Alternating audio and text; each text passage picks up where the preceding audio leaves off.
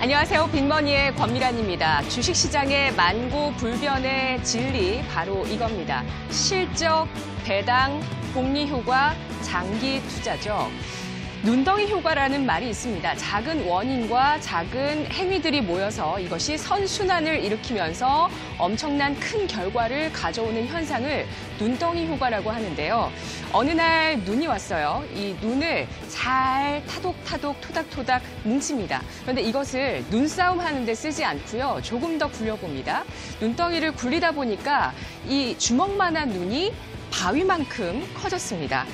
이제 그 눈덩이를 언덕 아래로 굴려서 내려 보내는데요.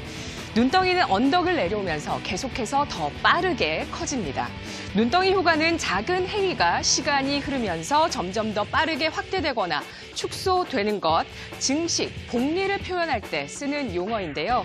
복리란 중복된 이자를 이야기합니다. 이자에 이자가 붙는 것이죠. 원금과 이자가 재투자되어서 거기에 이자가 붙고 또 이자가 붙고 또 이자가 붙는 것, 그것이 바로 복리라고 합니다.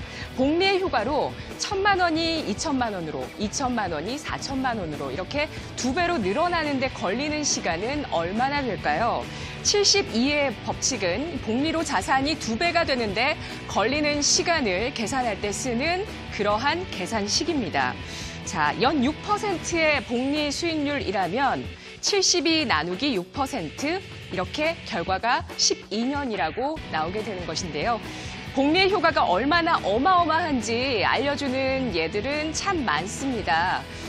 이 맨해튼이라는 땅, 세계에서 가장 비싼 땅 중에 하나죠.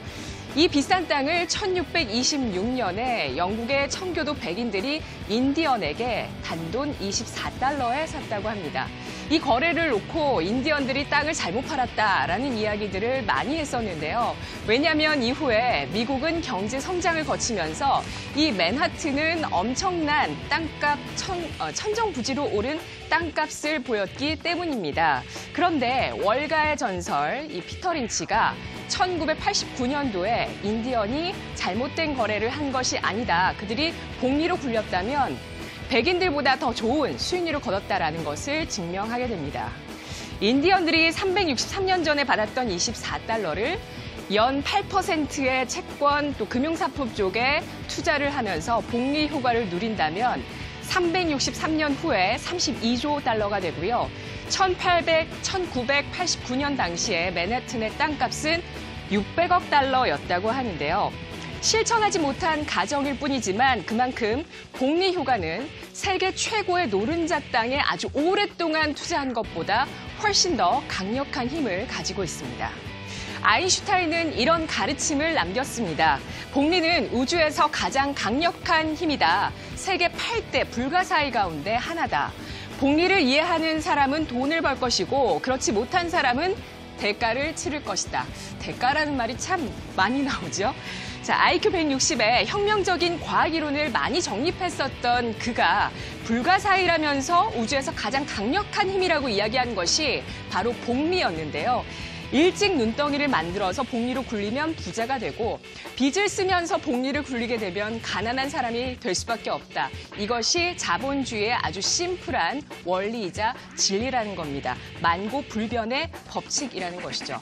일찍 돈을 모아서 투자를 시작했다면 다음 명심할 것은 장기적으로 지속 가능한 연 몇 %라는 이러한 수익률을 유지하는 포트폴리오를 꾸리는 것이고요. 그리고 그 돈을 원금이든 이자든 인출하지 않고 건드리지 않고 계속해서 재투자하는 것입니다.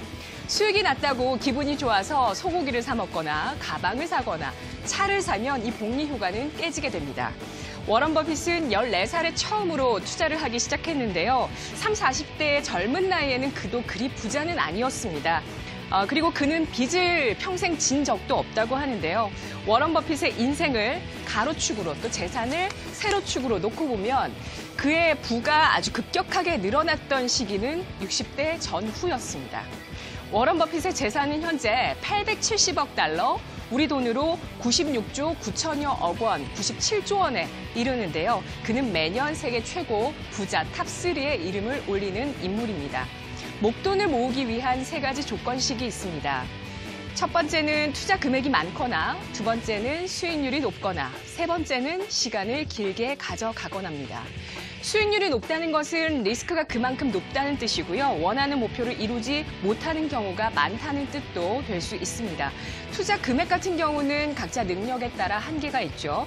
하지만 투자 기간, 시간을 길게 가져가는 것은 순전히 본인의 의지, 인내심에 따라서 가능합니다. 시간을 가장 길게 가져가고 싶다면 가장 빨리, 하루라도 빨리 조금이라도 젊을 때, 어릴 때 투자를 시작하는 것인데요. 그리고 눈덩이를 만들어서 언덕 아래로 오래오래 굴려 내려 보내야 합니다.